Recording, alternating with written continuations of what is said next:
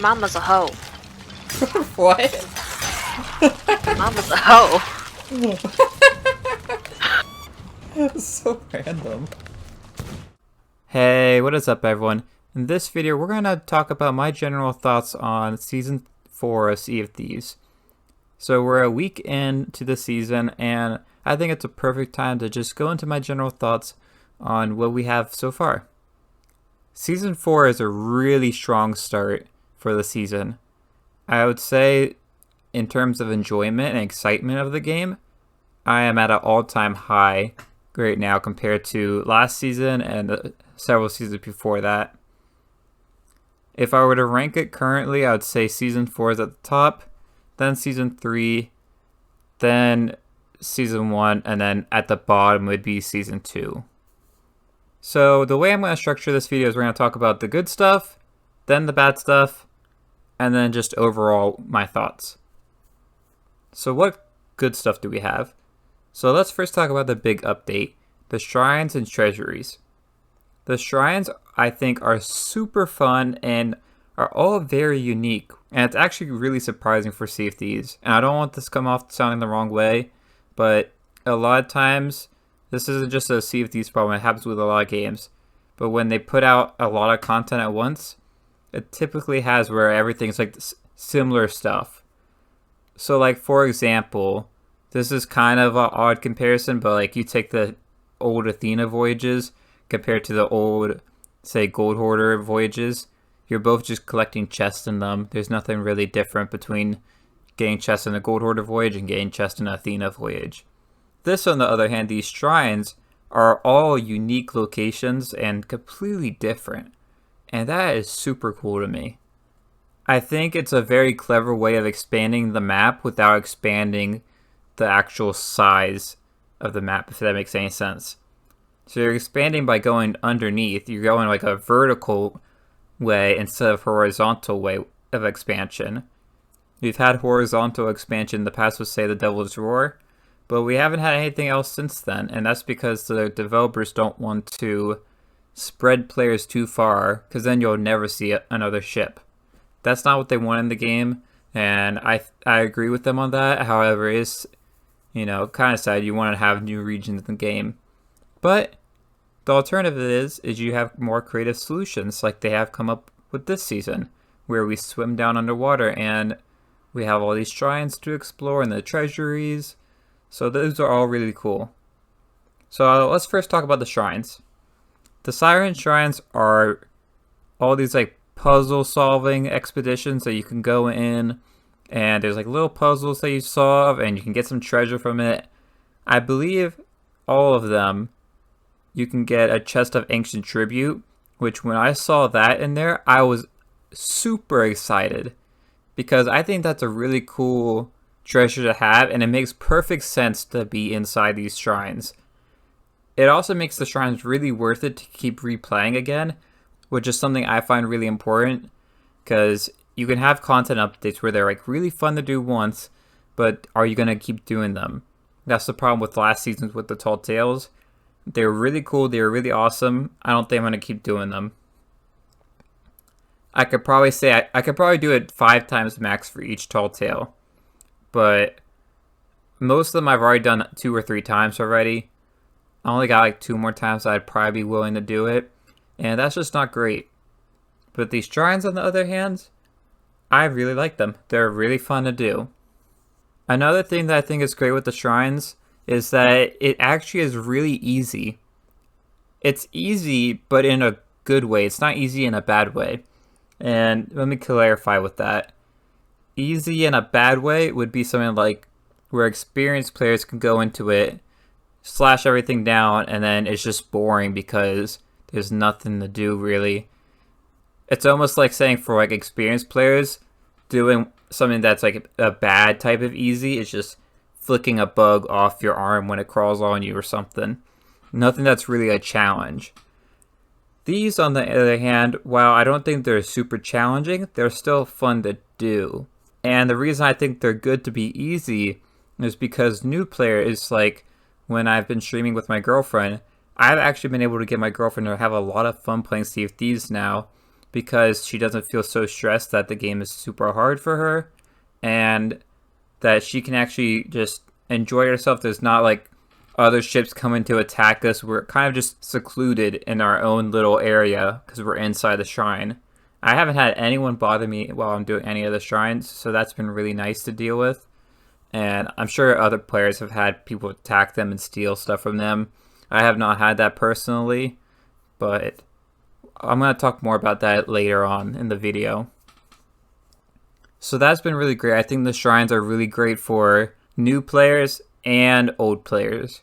So that's really good for any sort of content update to come to Sea of Thieves. Next, let's talk about treasuries. Treasuries, I'm like 85% happy with. The last 15% of that is mainly just due to the amount of reward you get. I think the reward you get is okay, but I think it should be more, because the reward is almost on par or even a little bit less than what you get in the shrine. And like we said before, the shrines are pretty easy, and I think the treasuries are a bit harder to do for new players, and they pose a little bit of a challenge for old players. I love the treasuries, but the amount of reward you get isn't that much. You don't even get a chest of ancient tribute from it, which kind of sucks. Like, you could have thrown that in there and just called it a day. I think I would have been happy with that. All there really is in there is just a few like coral trinkets and stuff. Not much to say about that. But if we're talking about the actual gameplay in there, it's a lot of fun. You have different waves of where you're fighting sirens and ocean crawlers and coral skeletons, and it's just a lot of fun to me. Like, you can just go in and spend a good 20 minutes fighting, earn some good loot, and go sell. It's harder than the shrines, but it's not too hard for new players to get into. I think if a new player is looking at doing one of the treasuries, they should probably first do one of the shrines, so they can kind of get an idea of what it's like swimming down there, you know, fighting some of the ocean crawlers and sirens that pop up sometimes, just to get prepared for what it's going to be like in the treasury. Because if you've never fought the sirens or the ocean crawlers or anything like that, the treasury is going to be difficult. But for someone like me and my girlfriend who have fought these before, it was a piece of cake. Alright, let's talk about something else that is really key in my enjoyment for this season. And that's because the shrines and the treasuries are both short adventures. And what do I mean by that? I can complete both a shrine or a treasury in about 20 minutes. Compare that to, say, anything else in Sea of Thieves. So you have voyages, skeleton forts, Athena voyages, you name it. Those can usually take like over an hour, usually maybe like 2 hours. That is way too long, and I just don't have that amount of time in my life anymore. If I was, say, back in high school, I could probably still, you know, spend all day playing stuff like that, but for someone like me that's working 2 jobs, trying to make videos, trying to go to school and stuff, I don't got the time for that. But I do have the time to play, say, 20 minutes in between classes or something, and hop in, go do one of the shrines, go do one of the treasuries, get a good amount of loot, and feel like I accomplished something in the game. And I think that's really key as well. When you get into a game, you want to spend your time and feel like your time was spent well. When you hop into Sea of Thieves sometimes and you play like a voyage for hours, and then at the end of it, maybe you only get like a few Marauders chests, or maybe you get everything stolen, you don't really feel like your time was that well spent. This, if I lost all the treasure that I got from the shrine or the treasury, yeah, I'd be upset about it, but I wouldn't feel like I wasted my time because I only spent like 20 minutes playing. And the gameplay is actually fun. It's not like repetitive, boring type of thing. The other thing that I think is good about this is the risk in going and doing these things is very low in terms of getting your stuff stolen. But it's not impossible to get stolen. Sea of Thieves really found a really good balance between the two. So the way they did this was, while you're in the shrine or the treasury, you can store a certain amount of treasure into a statue while you're down there. You can store 20 different items inside, and then when you go back up to your ship, you'll see a little mermaid swimming around waiting for you, and then you can go talk to it and it will bring up all your stuff. Once your stuff is brought up, someone can steal it. I would say it's similar to like if you got a fort key, and then no one can get inside that vault with all the treasure in it until that key is placed inside. But then once that key is open and the vault door opens up and stuff, then anyone can get that loot. It's kind of like that similarly, and I think that's a really nice system because I feel comfortable where I can just go down as a solo player and try to get out as much loot as I can, and then I can come up, do a little quick scan for ships in the area, check around for tuckers, and then grab my loot and go. But if you're someone that likes to steal, this doesn't make it impossible for you to steal anymore. You just have to be a bit better at tucking, or you have to, hide your ship somewhere to go sneak up on them once they grab all their loot. I think they found a really good balance between making it so that the risk wasn't too high for players to go and do these, while also making it so that there is a certain amount of risk, and making it so that if you're trying to steal and play the game like you used to, you can still do that. Alright, next let's talk about events. So we only have one event that is planned to come up soon. It hasn't started yet. I believe it starts next week, but I'm not sure on that. You can check inside the event hub if you're really curious. But this is the Fury of the Dam event, and I'm going off memory now. I'm sorry, I don't really remember it completely, but based off what I remember seeing, it looks really interesting. You have both regular rewards that you can get personally, and then you have community goals. And I think that's really cool. It's similar to what we had in Season 2 with the Reapers vs. the World event. And that's really the only thing I liked about that season, where you could have tons of people just going off doing emissaries and fighting and stuff, and it really encouraged PvP a lot, and also going out and getting loot. So it was a really fun time for that. This, on the other hand, I can't remember what the challenges were exactly. I know one of them is fighting skeletons, and I think that's the community goal. But then also, I'm pretty sure some of it has to do with the Fort of the Dam, which those are always fun. Like, I haven't done a good Fort of the Dam steal in a few months, since like June, I think.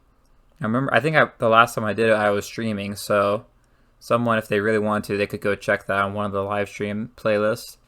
But anyways, that's going to be really cool. I think the cosmetics they have are really nice. And the reason why I wanted to talk about this event is because the cosmetics help contribute to completing your set that you got in the free pass. So it's all the Wicked Web stuff. You got some of the clothing set inside the free pass, and I think there might be some other stuff that goes along with it. This has like ship cosmetics to it. So you got, I think there's 2 figureheads that are from the community goals. And then you have like cannons and anchors and stuff, I believe, for your own personal challenges. So I'm really excited for that when that starts. I'm going to probably make a video on that if anyone's interested. I can't really say too much about that yet because that hasn't happened yet. But at the end of the season when we talk about this again, I'm sure to bring this up. And I think we're all going to be pretty happy with how this event turned out. Next, let's talk about the Plunder Pass.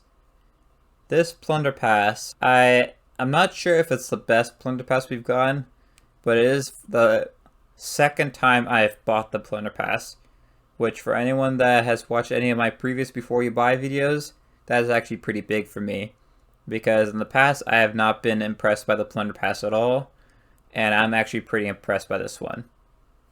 I think they lacked in several areas. I feel like they could have done a bit more. I'm disappointed by some of the cosmetics that they have, and I think they could have done better with other ones. And I think it would have been good to have at least one more emote in there, because in past seasons I'm pretty sure we've had at least 2 emotes. This season we technically have 2 emotes in it, but it's basically the same thing, because it's just the weapon poses. So those are kind of like, they're just 2 different slots. They're not 2 separate emotes really. But in general, I think the Plunder Pass is actually really good, and it actually makes me want to try to complete the season pass. Alright, so now let's move into the bad stuff this season. First on the bad list, the free pass. This free pass is probably the worst free pass we've gotten in all the seasons. So when looking at the free pass, I think you have the cosmetics that are either just boring or bad, with a few highlights in there scattered around. I think the Wanda Spyglass is good, but I have more thoughts on that. And that will lead into my second bad thought, which kind of is just part of the first part. But that is, the Pirate Legend rewards suck this season. So the first Pirate Legend reward you get is Briggsy's Sword. That is really ugly looking. And I don't understand how that's a Pirate Legend reward, if I'm being honest. Briggsy is part of one of the Tall Tales, and if you think about it, that should just be open to everyone. I don't think that should be Pirate Legend exclusive. The second thing is Wanda Spyglass is the tier 100 Pirate Legend reward. Now, you might be thinking, oh, that's not too bad. The Wanda Spyglass looks good. You even said so a few minutes ago. Yes. But let's think about the past few seasons are Pirate Legend reward. Season 1, Pirate Legend Curse. That's amazing. I wear that a lot now. Season 2, whatever the name is for that hole. I just call it the Ferryman hole because it kind of goes with the rest of the set that I have for that. And just like I alluded to, for Season 3, we got the Fairy of the Damned figurehead. So we get to Season 4, and I'm expecting something really cool, like maybe sails for the Fairy of the Damned or something. I don't know, like, it's Halloween, could have done something really cool with it. Even if you just did the sails of the ferryman's ship or something, or just something else to go with that set, since you've already been kind of working towards that throughout like the last several seasons. No. What we got is a spyglass. And it's just kind of a basic white spyglass with some etching on it. And I am all down for that to be a Pirate Legend reward, but that should have been placed somewhere earlier in the season pass, not as a tier 100. So in general, talking about the Pirate Legend rewards, I think Wanda Spyglass is good. Should have been put earlier in the pass. I think you should have added something else. You could have even made that capstan either the tier 100. I would have been fine with that being tier 100. You just said it was the Ferryman cosmetic or whatever that's supposed to go with it. Or you just make that Pirate Legend and have that where it's at already. And then add something else for tier 100. Whether that's sails or cannons or a wheel. I don't know. I don't care. Just not a spyglass. Come on. That's enough talk about the free pass. I talked about it a little bit on stream the other day, and you could have seen that video on Tuesday if you wanted to watch that. I go more in depth about every single cosmetic than that, so I'm not going to spend more time talking about it here. Alright, so the next bad thing I have for this season, I don't know if I'll say it's completely bad. It's not on the same level as the free pass in my mind, but that's how the new trial system is set up. I was hopeful when the season started that it would be okay, but I think the UI for it is even worse than before. The UI for these trials has been terrible in every season, but this season especially makes it difficult for me to figure out what I need to do. So not only do you have like the weekly, monthly, and season trials all separated, the monthly trials have been bugged for me, and I can't even access that menu to see what trials are still in there for me to do. I know I haven't finished them yet because it's been like that since day one. I figured it would get fixed, but it hasn't. And I'm really confused why. But even if that was not a problem, I still think the whole weekly, monthly, and seasonal trials being all separate is confusing. Then you have the daily deeds, which are supposed to be similar to the weekly trials, but those are in a separate area that you have to click a bunch of menus through just to find where the daily deeds are. That's not great. I think it's very cumbersome, and I don't think new players or even experienced players would know where to go for that, because it's just buried within menus. I don't think most players understand that that comes with renown that you can get. Hopefully people just randomly do it and they get the renown anyways, but you can actually go in and see what challenges there are to do, and you can get a good amount of gold and renown for it. Instead of having like the season challenges and the weekly challenges and stuff all like separate like that, just have one list, have them ranked by XP, so the ones that are the most XP are at the top, going down to least XP. Then I think the ones that are like the long ones, they should be broken up. So let's use skeletons as an example. Let's say that Sea of Thieves wanted you to defeat 100 skeletons. What I would want them to do is break that up and have different grades for them, similar to how you see like some of the accommodations, like you'll do a certain amount and that's grade 1, then grade 2, then grade 3, and grade 4, and then grade 5 is the final one. But each grade in this challenge system would give you renown, and you get more renown the more grade you got. So in our example about the skeletons, say like grade 1 is defeat 5 skeletons, grade 2, 10 skeletons, maybe grade 3 is 25, then 50, then 100. Each time you get renown, but it would only show us one challenge in your list. That way it's not all separated and stuff. That's how we had in previous seasons where it was like different challenges of the same thing, but it was all separated. I think that just makes more clutter and confusion. If you simplify that, you're still having the same amount of challenges, but it's a bit more streamlined. I'm sure I could make a whole video on what I would do for challenges, but that's just my thoughts right now in the first week of this season and looking at how they did it. So currently, I really think this is the best season of Sea of Thieves that we've gotten. I think the content is awesome. I think the Plunder Pass is good. I'd say 8 out of 10 for that. The Free Pass is not good. I'd say 4 out of 10. But the Plunder Pass makes up for the Free Pass for me. And because I bought the Plunder Pass, I feel okay with, progressing through the season and actually wanting to get stuff. Because there's a lot of stuff combined with the Free Pass and the Plunder Pass that I want to unlock. The Siren Shrines and the Siren Treasuries are a ton of fun. And the most important thing for me about this whole season is it's a short amount of time requirement in order to get stuff done in the season. And that is really exciting for me, and I hope we get more of that in the future. On the bad side, we have the things I mentioned before. I don't really think that's too big of a negative other than the Free Pass. I think the Free Pass is the worst that we've had in all the seasons. But with that said, this season is really exciting to me. I'm really excited to see what happens with this new event coming up. I'm hoping the whole community gathers together and we get all these community challenges done because the figureheads look really cool. But yeah, I'm really excited about this season, y'all. I was not too excited about Season 3. I loved the Tall Tales, but there was nothing else new in the game.